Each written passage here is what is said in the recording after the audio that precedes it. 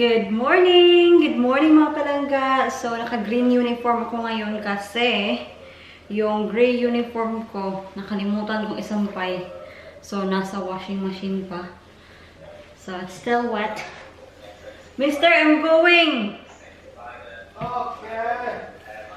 So, until 10:30 lang ako ngayon. 3 hours. Then tomorrow is all day, 14 hours. It's a big day tomorrow. Honey, you need to be very careful when going out today. Darling. You need to be careful, okay, when Darling, you're going out. I'll be like this with my mist all over my face. I'm taking this with me, and every 2 minutes I'm going. Don't be over every 2 minutes. Not that often. Alright then. 4. Just when as needed. Okay. He's going out for a clay pigeon shooting, but he said it will be probably the last. It will be the last. Yeah, the last one be because fine, you know. The clay pigeon. The risk at the moment here. Venue here is shutting down. We're up in the woods, and you know the risk here is lowish at the moment, but it is increasing. So this is going to be my last trip. It's only local anyway. Not your last trip for your lifetime. Last trip No, for. last trip until the pandemic's over. Look at that warm car, ready, waiting. What a good husband. Darling, Yes. what you do with your hand, other hand? Nothing. Yeah, so naughty. Right, take care, princess. Bye. And See you later. Oh, darling, I might be back, but if not, can you think about it? Oh, I need to check if I got the key. Well, you don't, okay? That would be a good idea.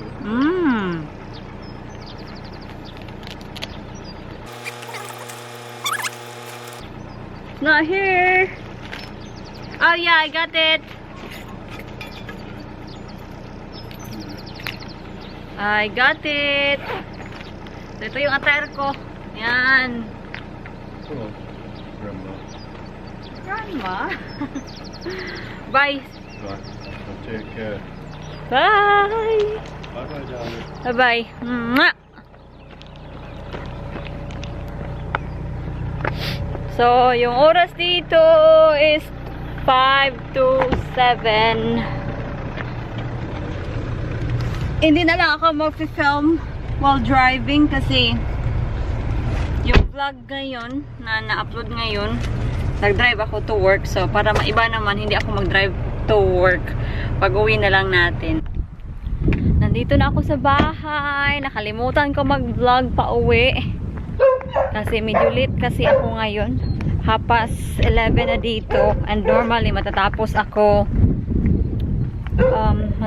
sa shift ko at 10:30. Pero, may mga pangyayari. So, I have to stay for a bit. Nandito na si Mr. Nakauwi na siya galing sa kanyang clay pigeon shooting.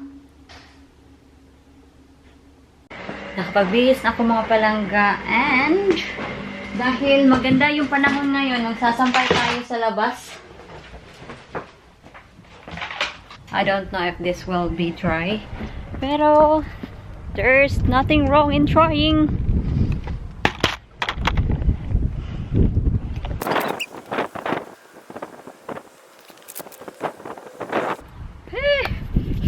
Ang ginaw.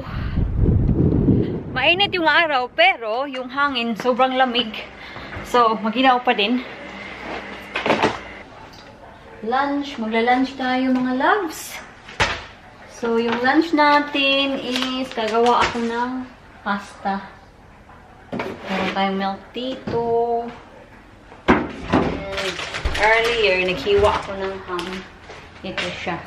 Gagawa lang ako ng bechamel sauce. Yan, ito yung ham and yung pasta natin kumukulo na. I need to turn on the fan. Yan, oh. Marami yung pasta na nilodo ko kasi baka yung leftover kainin ko siya sa tea natin or tomorrow dadalhin ko siguro siya sa trabaho. I don't know yet.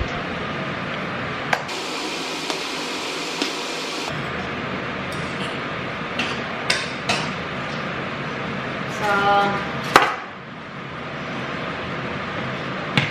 we'll go through mga palangga sa paggawa ng sauce.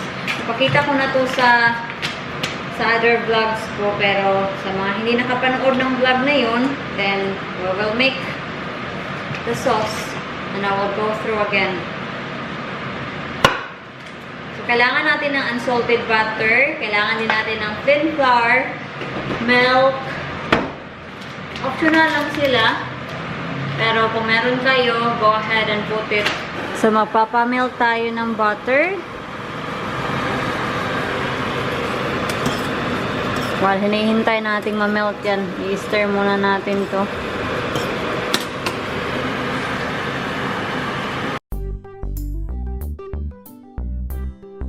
Pasensya na kayo sa ingay ng ating fan.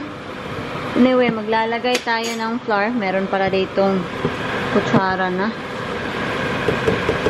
Tansya-tansya na lang. Kayo na ang bahala. So, yung flour, lulutuin natin siya. Yan.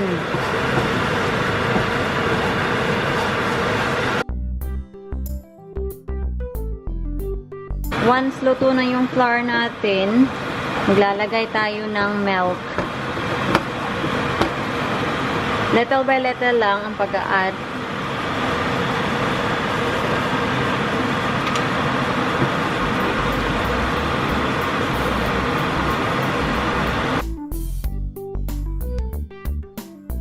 So, mag-a-add na tayo ng cheese.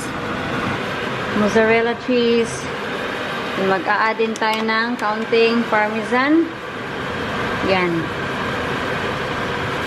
Kaunti na lang talaga. Yan na lang yung cheese natin. Haluin natin. Kung medyo sobrang thick yung sauce nyo, pwede kayong mag-add ng kaunting milk. Depende na yun sa inyo kung gaano ka-thick yung sauce.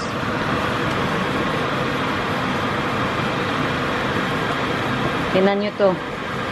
Wow! Ang ganda tingnan. Way!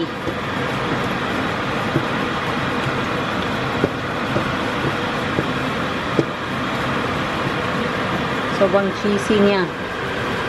Wow! Maglalagay lang ako ng kaunting milk. Then, i-add ko na yung ham.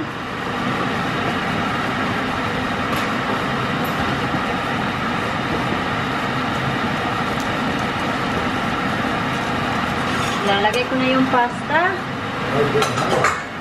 I-mix mo lang siya. Ang sarap niya tingnan. Sobrang nakakatakam ba. While you are mixing, kailangan mong hinaan yung apoy. So, ito na. Ready na siya.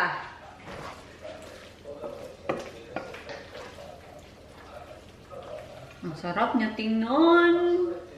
I'm pretty sure masarap to.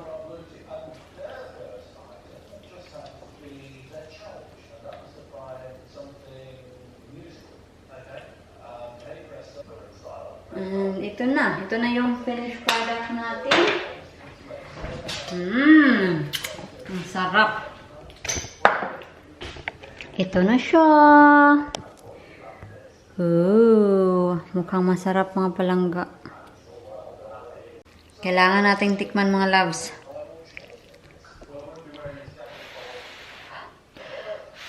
This is a big bite.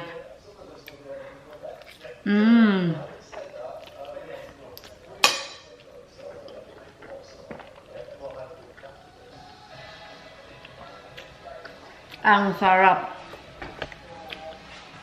Sobrang cheesy ng sauce. Si Mr. nasa front row nanonood ng... Would you like to try my pasta? Just try it. A little bit. No? Okay. Nanonood kami ng TV. Chill lang. Walang magagawa ngayon eh. Itra-transfer ko na siya dito. Dadalhin ko siya sa trabaho for tomorrow.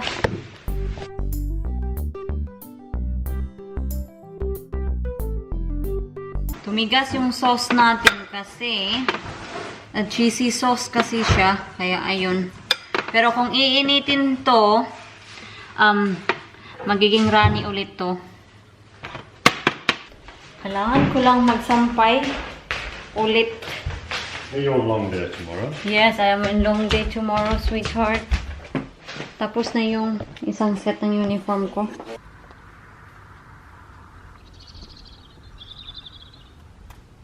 Pag summer dito mga palangga, nagsasampay talaga ako ng mga damit sa labas. Kasi pag summer at mainit, yung heater namin sa bahay, hindi siya nagtuturn on. So kung nagsasampay ako sa loob, yung mga sinampay ko sa loob, mangangamoy siya kasi hindi siya matutuyo. Pero pag winter, okay naman magsampay sa loob kasi yung heater naka-turn on. So matutuyo yung mga damit. Nasa labas si Mr. Nandoon, oh. He's having his moment with the dogs.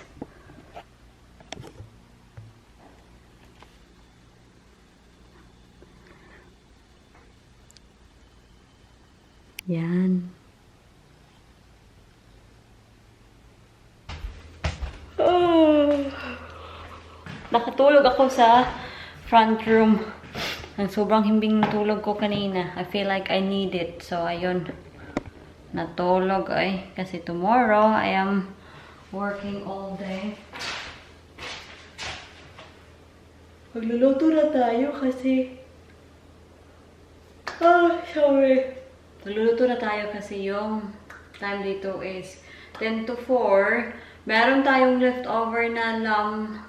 So, uulitin lang natin yung tea natin from last night. So, gagawa lang ako ng magro-roast potato lang tayo, cabbage, and then what do you call that? Sprouts. Kailangan ng tulong ni Mr. Kasi si Mr. nag-organize siya dito, nag-aano siya dito, nag-arrange sa mga gamit dito. So, kailangan daw niya ng tulong kasi gusto niyang coveran yung yung Polaris at Can-Am para hindi madumihan ng ibon. Kasi marami kasing ibon dito.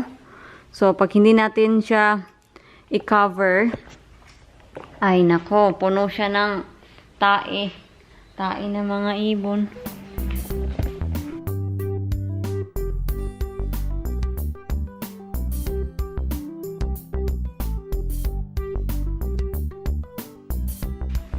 Isa lang pala yung ika-cover ni Mr. Akala ko yan. Ang ano lang pala yung what do you call that? Can-Am? I need to go back now, Han. Okay. Bye-bye. You're welcome. I-check din natin yung ating uniform. See if it is dry. It looks dry to me. Quite warm out at breeze, isn't it? Yeah, look. It's dry. It's dry! Sobrang init ng mantika natin mga palangga. Nakikita niyo yan? Nagbababol talaga. Asin. Konting rosemary. And then, ilalagay natin siya ulit sa oven. Kukunin ko lang yung mga sinampay ko. And then, kuha tayo ng maliliit na kahoy. Yung stick ba para masindihan natin yung fireplace natin.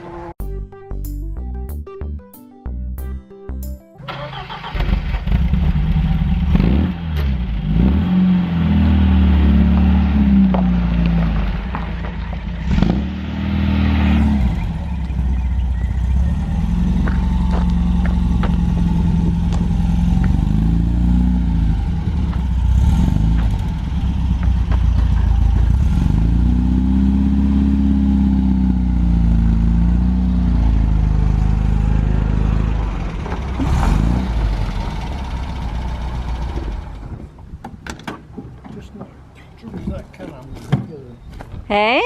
Can's longer than the I'm just making it off there. I was trying to... It won't fit in? Well, it's not that. I wanted to be able to get it in so so I can just get that out instead of having to move that every time. Pinakata ni Mr. I-check natin yung potato. Oh! It's ready! Tingnan nyo yan. Papatayin na natin yung oven. Yeah, they're ready. So, ito na yung tea. Ano siya? Cranberry with orange juice. Kaya may pagka-pink siya. Ito yung cranberry juice ni Jan. So, there's a big difference yung kulay, diba? So, ito yung kay Mr. Yan. You're not on a diet anymore, aren't you? There's not much fattening food on there, darling, at all. I'm just using what you've cooked. Really? No point wasting, is there? Putting a mint sauce. Well, you've got a mint sauce. Mmm. Especially on cauliflower, it's really good. And roast potatoes.